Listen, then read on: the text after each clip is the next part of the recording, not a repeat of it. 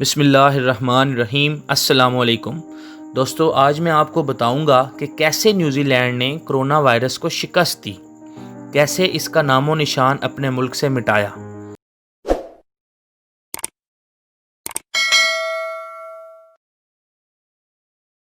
شروع کرتے ہیں۔ جیسا کہ آپ کو معلوم ہے کہ کرونا وائرس نے اس وقت پوری دنیا میں تباہی مچائی ہوئی ہے۔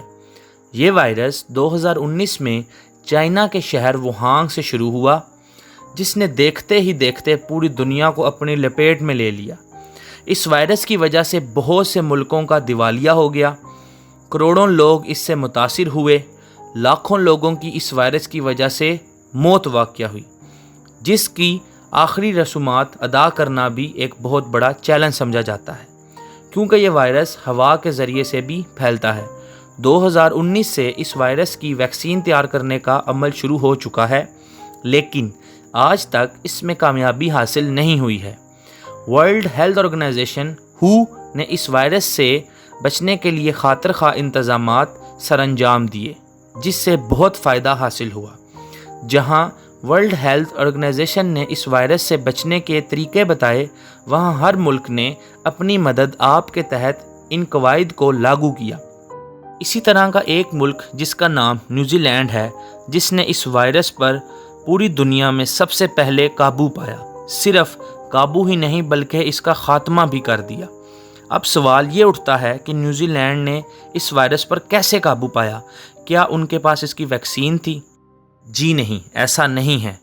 کرونا وائرس پر قابو پانے کے لیے نیوزی لینڈ کے لوگوں کا اور حکومت کا کردار قابل تحسین ہے۔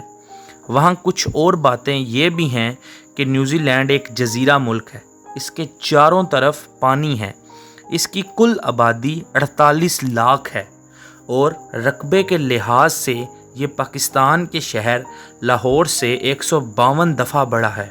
مثلاً اگر ہمارے پاس 152 لاہور ہوں تو نیوزی لینڈ بنتا ہے، جبکہ صرف لاہور کی آبادی 1 کروڑ 15 لاکھ ہے۔ اس بات سے ہی آپ اندازہ لگا سکتے ہیں کہ یہ رقبے کے لحاظ سے کتنا بڑا ملک ہے، اور آبادی کے لحاظ سے یہ لاہور کے آدھے سے بھی کم ہے۔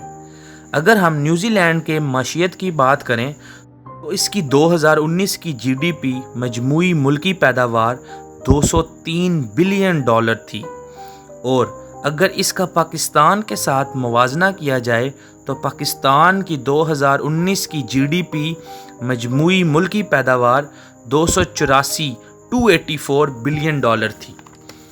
آپ خود دیکھیں کہ وہ ملک جس کی آبادی صرف 48 لاکھ ہے اور جی ڈی پی $203 بلین ہے، وہ اپنے ملک کو اس وائرس سے اچھے طریقے اور جلدی سے بچا سکتے ہیں، یا پھر وہ ملک جس کی آبادی 22 کروڑ ہے اور اس کی جی ڈی پی $284 بلین ہو۔